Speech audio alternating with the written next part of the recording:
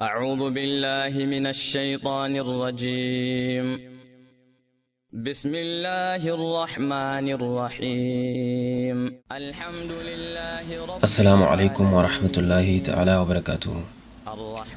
إن الحمد لله نحمده ونستعينه ونستغفره ونعوذ بالله من شرور أنفسنا ومن سيئات أعمالنا. من يهده الله فلا مضل له ومن يضلل فلا هادي له، وأشهد أن لا إله إلا الله وحده لا شريك له، وأشهد أن محمدا عبده ورسوله.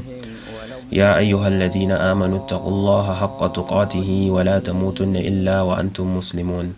يا أيها الناس اتقوا ربكم الذي خلقكم من نفس واحدة وخلق منها زوجها وبث منهما رجالا كثيرا ونساء، واتقوا الله الذي تساءلون به والأرحام إن الله كان عليكم رقيبا. يا أيها الذين آمنوا اتقوا الله وقولوا قولا سديدا يصلح لكم أعمالكم ويغفر لكم ذنوبكم، ومن يطع الله ورسوله فقد فاز فوزا عظيما. أما بعد، إن أحسن الحديث كتاب الله، وخير الهدي هدي محمد صلى الله عليه وسلم، وشر الأمور محدثاتها، وكل محدثة بدعة، وكل بدعة ضلالة، وكل ضلالة في النار. Louange à Allah, Seigneur des mondes, c'est lui qui ne regarde ni nos formes, ni nos apparences, mais qui regarde nos cœurs et nos intentions.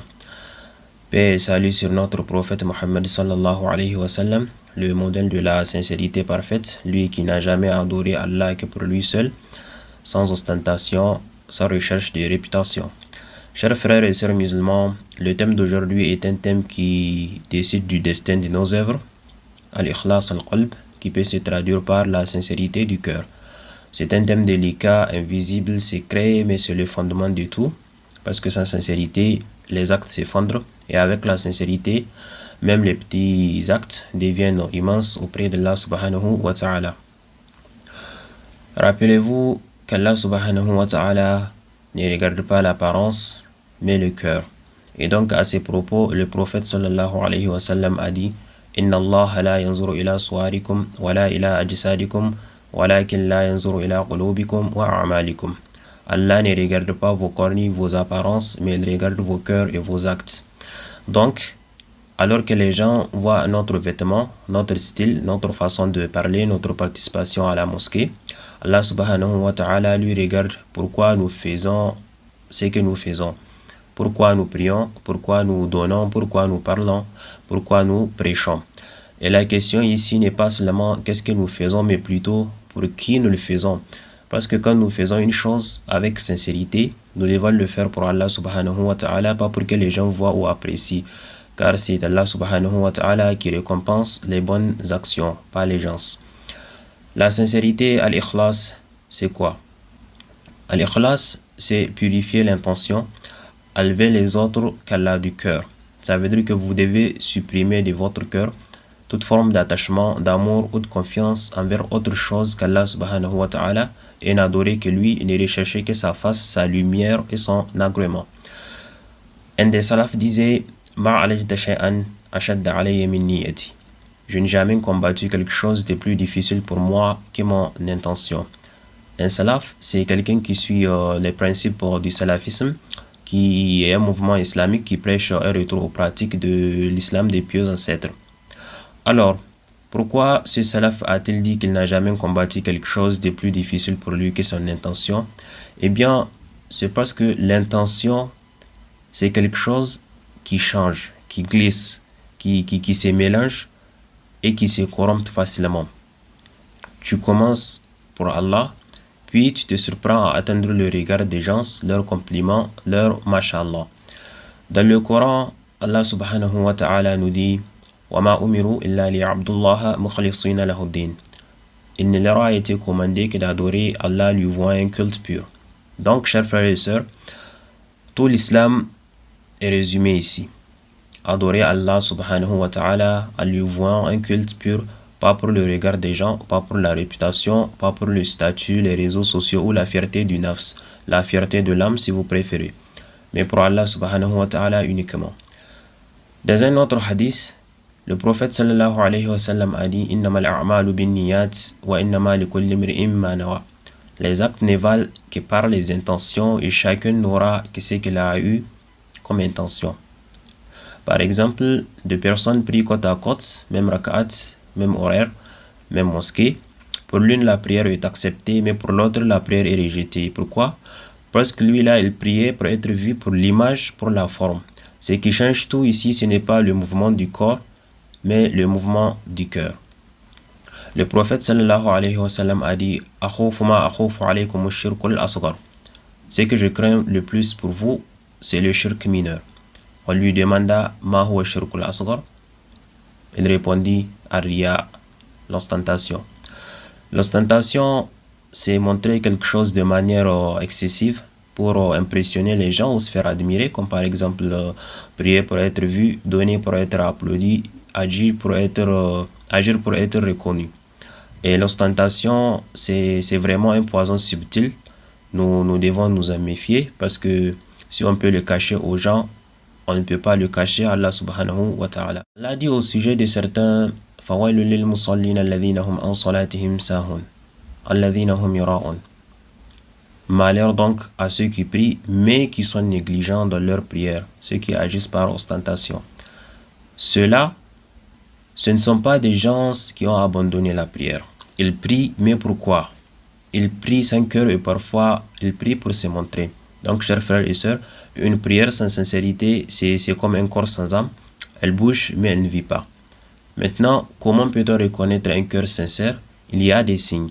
Et parmi ces signes, ceux-ci, le premier, tu aimes être caché plus qu'être exposé. C'est-à-dire, tu aimes les actes entre toi et Allah que personne ne connaît. Le deuxième signe, tu continues l'adoration même si personne ne te voit. Ceci dit, tu ne dépends pas du regard des gens.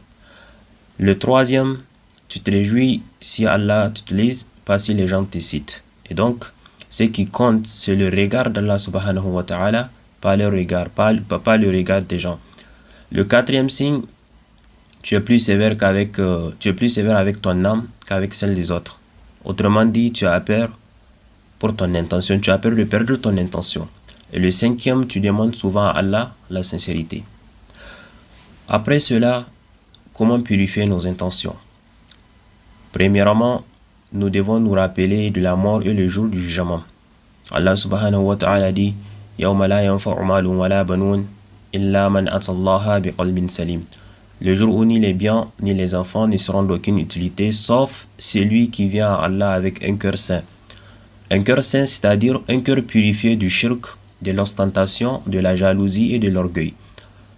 Deuxièmement, faire des actes cachés, comme par exemple prier quelques rak'at la nuit. Vous pouvez vous réveiller durant la nuit.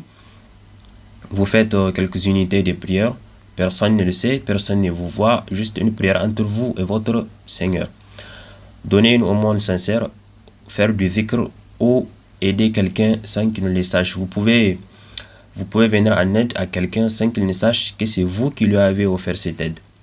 Car les actes cachés nourrissent la sincérité comme l'eau nourrit une plante. Troisièmement, faire souvent cette invocation que le prophète sallallahu alayhi wa sallam faisait. Allahumma inni a'udhu bika ashrika bika wa ana a'lam wa astaghfiruka lima la a'lam. Oh Allah, je cherche refuge auprès de toi contre le fait de t'associer sciemment et je te demande pardon pour ce que j'ignore. Et on peut dire souvent Allahumma ja'al amali kullahu saliha waj'alhu liwajhika khalisa wa la taj'al li ahadin fihi shay'a. Oh Allah, fais que toutes mes œuvres soient bonnes et fais qu'elles soient uniquement pour ton visage et ne laisse à personne aucune part dedans. Quatrièmement, c'est surveiller pendant l'acte et après, c'est-à-dire avant l'acte, avant de faire ce que nous devons faire, nous devons nous demander pour qui nous le faisons. Et pendant l'acte, est-ce que notre cœur a dévié? Et après, est-ce que nous attendons la réaction des gens? Si nous nous surprenons à chercher le regard des gens, alors nous devons revenir vite vers Allah subhanahu wa ta'ala par le dhikr et le repentir intérieur. Donc, chers frères et sœurs, parfois on cherche à faire beaucoup alors qu'Allah subhanahu wa ta'ala veut surtout de nous du vrai. Une larme sincère, une prosternation sincère, un astaghfirullah sincère, un yarab sincère durant la nuit peuvent valoir plus que des années d'adoration sans sincérité. Et il se trouve que si vous avez Si vous avez décidé, si vous avez envie de faire quelque chose de bien autour de vous, donc, et que vous avez eu un empêchement ou une raison valable qui vous a empêché d'accomplir cette chose de bien que vous voulez faire, Allah subhanahu wa ta'ala vous récompense. Pourquoi? À cause de cette intention, rien que le fait d'avoir cette intention de faire le bien, donc Allah subhanahu wa ta'ala vous récompense pour ça. C'est pour ça qu'on dit que l'intention, c'est le fondement de tout. Tout commence par l'intention. Il faut avoir une intention sincère. Chers tous, c'est ici que notre thème d'aujourd'hui s'achève. Demandons à Allah de nous accorder cette lumière. Allahumma inna nas'aluka qalban khalisa, wajhatan ilayka sadiqa, wa niyatan la turidu illa wajhakal karim. Subhanaka Allahumma wa bihamdik. أشهد أن لا إله إلا الله أستغفرك وأتوب إليك. سبحان ربك رب العزة عما يصفون وسلام على المرسلين والحمد لله رب العالمين. اللهم آمين.